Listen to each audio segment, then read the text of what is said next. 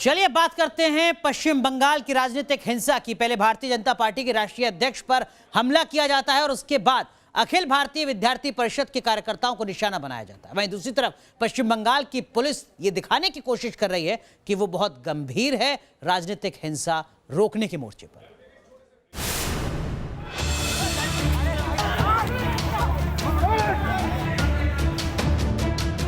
हंगामे, मारपीट और बवाल की ये वीडियो पश्चिम बंगाल के नॉर्थ 24 परगना की है।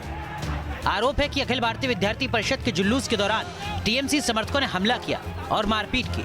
पश्चिम बंगाल में विधानसभा चुनाव का वक्त जैसे जैसे करीब आ रहा है, चुनावी हिंसा बढ़ती जा रही है। गुरुवार को डायमंड हार्बर में बीजेपी अध्यक्ष जेपी नड्डा के काफिले पर हमला हुआ था। भीड़ ने बीजेपी के बड़े नेताओं को निशाना बनाया था। बीजेपी इस मुद्दे पर आक्रामक हो चुकी है। पश्चिम बंगाल के करीब सभी बड़े शहरों से लेकर पटना तक बीजेपी कार्यकर्ता इस हमले के विरोध में प्रदर्शन कर रहे हैं। पटना में बंगाल के मुख्यमंत्री ममता बनर्जी के खिलाफ प्रदर्शन। भाजपा के विधायक, कार्यकर्ता सभी सड़क पर उतरे हैं ममता बनर्जी का पुतला लेकर, जिसमें हाथ में पत्थर दिखाया जा रहा है। देखिए, तमाम जो विधायक हैं वो लोग उतरे हुए हैं। भाजपा के राष्ट्रीय अध्यक्ष जेपी नड्डा जी के बंगाल में तृणमूल के गुंडों के द्वारा किए गए हमले के विरोध में ये पूरा प्रदर्शन है। नितिन जी, क्या कहना है आप लोग का प्रदर्शन? देखिए, जिस प्रकार से टीएमसी के गुंडों ने हमारे राष्ट्रीय अध्यक्ष पर हमला करने का काम किया है, बंगाल की जनता अपना जवाब वोट से देगी और पूरे देश में भारतीय जनता पार्टी कार्यकर्ता बंगाल की जनता के साथ खड़ा है। वहीं इस मामले में केंद्र सरकार बड़ी कार्रवाई कर सकती है। गृह मंत्रालय ने बंगाल के डीजीपी और मुख्य सचिव को 14 दिसंबर को तलब किया है। दोनों अफसरों से नड्डा की सुरक्षा में चूक पर सवाल जवाब किए जाएंगे। मुझे लगता है कि इस पे तो केंद्र सरकार ने जिस तरीके से चीफ सेक्रेटरी उनको बुलाया है, मैं इससे आगे बढ़ के सोचता हूँ, क्योंकि ऐसा अक्षम्य अपराध किया है जो कि जिससे पूरे बंगाल की छवि खराब हुई है। इससे पहले एक्शन में आए गृह मंत्रालय ने पश्चिम बंगाल के राज्यपाल जगदीप धनखड़ से रिपोर्ट मांगी। अपनी रिपोर्ट में धनखड़ ने सूबे की कानून व्यवस्था पर सवाल उठाए। केंद्र को भेजी रिपोर्ट में राज्यपाल धनखड़ ने आरोप लगाया कि राज्य में सरकारी मशीनरी पूरी तरह फेल हो चुकी है। सूबे के डीजीपी और चीफ सेक्रेटरी पर उन्होंने हमले की जानकारी न देने का भी आरोप लगाया। बाद में धनखड़ ने प्रेस कॉन्फ्रेंस कर सूबे की ममता सरकार को आग से न खेलने की चेतावनी तक दे डाली। संविधान की आत्मा से हम कितना और भटकेंगे। भारतवर्ष में ये बात करना कि भारतवर्ष का नागरिक कहां पर अंदरूनी है, कहां पर बाहरी है। Madam chief minister, please don't play with fire of this nature. BJP अध्यक्ष पर हुए हमले का मामला गंभीर होता जा रहा है। पश्चिम बंगाल के राज्यपाल ने ममता बनर्जी को सख्त लहजे में चेतावनी दे दी है। राज्यपाल का ये बयान कि पश्चिम बंगाल में संविधान की मर्यादा टूटी है और सीएम आग से खेल रही हैं, सख्त इशारे कर रहा है। सियासी हलकों में सवाल उठने लगे हैं कि क्या राज्यपाल पश्चिम बंगाल में राष्ट्रपति शासन की सिफारिश करने वाले हैं। Team news nation. और अब बात देश की आर्थिक राजधानी मुंबई की, जहां बीएमसी ने कोरोना के मरीजों के लिए एक अच्छी पहल की है। न्यूज नेशन की एक खास रिपोर्ट देखिए।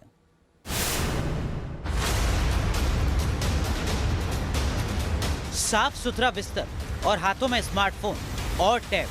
बीएमसी ने कोविड अस्पतालों में मरीजों के लिए कुछ खास इंतजाम किए हैं। ये खास इंतजाम करने की वजह अलहदा है।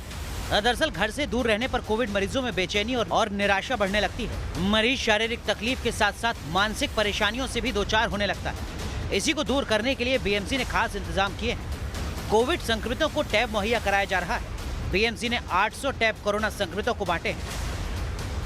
तो ये जो टैब और स्मार्टफोन हमको कॉरपोरेशन ने दिए, इसका इतना अच्छा असर हुआ है कि वो सुकून से, वो जो स्ट्रेस और एंजाइटी से जो भी इनका मीन्स उनके शरीर पे परिणाम होने वाला था, वो आज निकल रहा है और अच्छा हमको ट्रीटमेंट एफिशिएंसी मिल रहा है। ये तस्वीरें मुंबई के बीकेसी जंबो कोविड फैसिलिटी अस्पताल की है। मामला कोविड संक्रमण का था, इसलिए न्यूज नेशन की टीम ने रिपोर्टिंग के दौरान पूरी सावधानी बरती।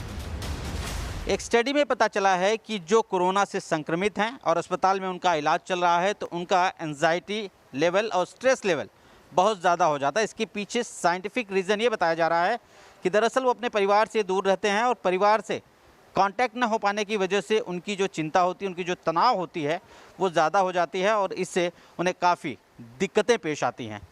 और इसी से निजात पाने के लिए मुंबई महानगर पालिका यानी कि बीएमसी ने अपने मैकशिफ्ट अस्पतालों में टैबलेट और स्मार्टफोन मुहैया करवाई है मरीजों के लिए। घर परिवार को छोड़ कोरोना संक्रमित लोगों को कई दिन तक अस्पताल में इलाज कराना होता है, आइसोलेशन में रहना पड़ता है। ऐसे में ये स्मार्टफोन और टैब मरीजों के लिए बड़ा सहारा साबित हो रहे हैं। बहुत अच्छा है। अभी इसके से बात करने से थोड़ा सा अपना भी ये साहस होता है कि भाई चलो फैमिली से बात हो रही है। अब टैब से मैं बात कर सकती हूँ। अच्छा लग रहा है ना? बहुत अच्छा लगता है टैब वीडियो कॉल पे। ठीक है, तो बेटर फील कर रहा हूँ पहले से बेटर। हाँ, पहले से बेटर। अच्छा लग रहा है, कभी बात करने मिलता है तो ऐसे देखने विकने मिलता है तो अच्छा लगता है थोड़ा। बीएमसी की पहल का कोविड मरीजों ने स्वागत किया है। जाहिर है कोविड की वजह से मरीज शारीरिक तकलीफ झेलते हैं। ऐसे में अगर परिवार से बिछड़ने का गम उन्हें सालता रहेगा तो वो मानसिक तौर पर भी कमजोर हो सकते हैं। लेकिन बीएमसी ने खास पहल कर कोविड मरीजों की बड़ी परेशानी हल कर दी है। मुंबई से शैलिन सिंह के साथ टीम न्यूज नेशन। पहाड़ों पर जोरदार बर्फबारी से एवलांच का खतरा बढ़ गया है। कश्मीर में हिमस्खलन को देखते हुए येलो अलर्ट जारी किया गया, लेकिन बर्फबारी मुसीबत के साथ साथ टूरिज्म सेक्टर के लिए राहत लेकर आई है। इस रिपोर्ट के जरिए पहाड़ पर बर्फीला तूफान, एवलांच का खौफनाक वीडियो, लाहौल स्पीति में हिमस्खलन, जोजिला पास पर बर्फीला तूफान, लद्दाख में बर्फीले तूफान का वीडियो। ये दो तस्वीरें पहाड़ों पर बेकाबू होते मौसम और कुदरत के कहर का सबूत है। हिमाचल के लाहौल स्पीति में बर्फबारी कहर बनकर टूट रही है। वहीं लद्दाख के जोजिला पास के पास भी हिमस्खलन का हाहाकार वीडियो सामने आया है। जोजिला पास पर आए एवलांच का ये वीडियो ड्रोन कैमरे से लिया गया है। जोजिला पास पर आए एवलांच के दौरान वहां कुछ लोग मौजूद थे जो बाल बाल बच गए। हालांकि कश्मीर में होने वाली बर्फबारी सिर्फ मुसीबत बनकर ही नहीं टूट रही है, बल्कि इस स्नोफॉल ने सैलानियों के चेहरे पर खुशी ला दी है। कोरोना से जूझ रहे पर्यटन उद्योग के लिए ये बर्फबारी फायदे का सौदा साबित हो रही है। न्यूज नेशन की टीम ने कश्मीर के गुलमर्ग पहुंचकर सूबे में पर्यटन के हालात का जायजा लिया। बर्फबारी और कोविड का असर कश्मीर के टूरिज्म पर कैसे पड़ रहा है, इसकी तस्दीक की। गुलमर्ग में बर्फबारी शुरू हो गई है और बर्फबारी शुरू होते ही टूरिस्ट का अराइवल भी शुरू हो जाता है। इस बार टूरिस्ट स्टेक होल्डर्स एक्सपेक्ट कर रहे हैं कि विंटर में कश्मीर में जो एक साल से टूरिस्ट सीजन ठप पड़ा हुआ था, इस बार रिवाइव होगा। चलिए अब हम आपको बताते हैं कि दरअसल में आज देश भर के डॉक्टर स्ट्राइक पर क्यों रहे।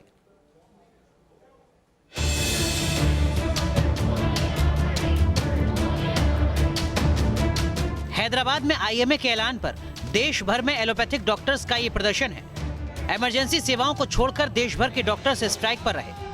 ओपीडी सुबह 6 बजे से शाम 6 बजे तक बंद रही। से नो टू मिक्सोपैथी, यानी मिक्सोपैथी को ना, इसी नारे को एलोपैथिक डॉक्टर्स ने बुलंद किया। दरअसल में सरकार ने एक अधिसूचना जारी कर आयुर्वेदिक डॉक्टर्स को 58 किस्म की सर्जरी करने की अनुमति दी थी। आईएमए इस कदम को पीछे की ओर ले जाने वाला कदम बता रहा है।